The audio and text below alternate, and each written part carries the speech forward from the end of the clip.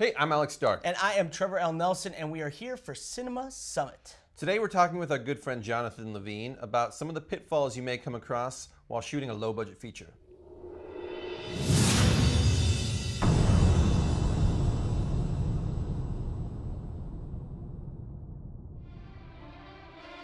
One thing to be careful of when you're doing these productions on a low budget as a producer is not to stretch yourself so thin that you end up hurting the production in the long run. You know, it's like sometimes it's good to have a producer who's just there to deal with problems, not necessarily a producer who is also producing and is going to be gripping. You know, so if something runs, so if a problem arises, you know, you don't lose a grip as the producer runs to deal with that. So I think it's okay to have producers double up in duties if that's what they want to do, but sometimes it's good to have somebody there who can just deal with situations. One of the interesting things about when we were shooting Sear was, you know, doing this sort of big company move out to the desert. You know, it's amazing how many times we had discussions about, are there bathrooms out there? Do we have to rent bathrooms? And if you rent bathrooms, you have to hitch them to the back of a car. Well, who has a trailer hitch who we can hitch it to? And does anybody know how to hook up these porta potties to the truck to drive them out there? No? Well, hope there's a bathroom. If not, they're just peeing in the sand. And well, another thing was like, who's going to drive the truck of gear? Who's going to drive the G&E truck out to the desert? Who's going to drive the cube truck? And for this particular shoot, I ended up, for some reason, doing that. I think we couldn't get anybody else to do it. And this proved to be probably the lowest point of my independent filmmaking life, because the cube truck, the gas gauge was broken. It didn't tell you actually how much gas was in the truck. It was like off by like a quarter or like a third of a tank. And so, you know, the morning of, we got up at 5 o'clock in the morning, and I had to go pick up some bounces and some lenses or something, and then meanwhile, the crew is getting picked up in a van, and then they're going to be shuttled out to the deserts. But the idea is that myself in the cube truck, am going to do all my pickups, but then get on the road and beat the shuttle of actors out there so we can get out to the desert by, you know, towards the end of the day to shoot while the sun is setting. Well, of course, that never works out. It's crazy. And I ended up running out of gas in the middle of the desert, driving through the desert, being like, oh my God, the casting crew are already there, and we're like an hour behind.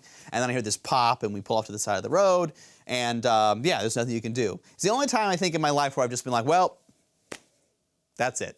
I don't know what to do. There's nothing you can do. We're out of gas. And so walked back down the road to a gas station, made some phone calls to AAA. They came out, filled us up with gas, and we finally got there at nighttime after the crew had already checked into a hotel, and the plan had changed. Now we were going to shoot like first thing in the morning. So in the end, I think while it was a very harrowing and you know, scary experience, I guess, because you have, you know, thousands of dollars of equipment in this truck and you're broken down in the middle of nowhere. We stayed the night, woke up first thing in the morning, and we ended up getting that helicopter shot. Because I don't know if we'd been shooting at the end of the day, I don't know if they would have been flying those helicopters. So I think while it might have cost us an extra $4 or $5 grand to put people up in a hotel room, you know, shooting in the morning, having the helicopter fly over, and plus it also, you know, shooting in the afternoon in the desert, it's like 115 degrees, which was also a major concern for the production. But shooting at 5 o'clock in the morning, it's only like 70, 75 degrees. So that was also a better experience just being there. I think it cost us $5,000 in travel or in lodging, but, you know, it gave us $20,000 in production value with the helicopter flying over. So I guess the point is it sometimes doesn't have to be hard. You know, it's like you can try not to make decisions because you're so strapped for cash that you actually put the production in jeopardy, and that, you know, sometimes it's okay to err on the side of safety, and maybe in that case the ultimate thing, well, yeah, in the end, shooting in the morning was best. Maybe we should have sent the G&E truck up the day before. I don't know. Yeah.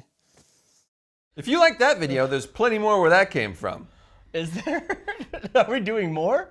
Why not? If they want it, we'll give it to them. Yeah. Make sure you like, comment, subscribe below. Maybe give us a follow. Tweet us out to everybody you know. You know, that kind of fun stuff. Yeah, and check out our blog, Cinema Summit, where we have more content like this. Videos, a podcast, articles, pictures, the whole thing.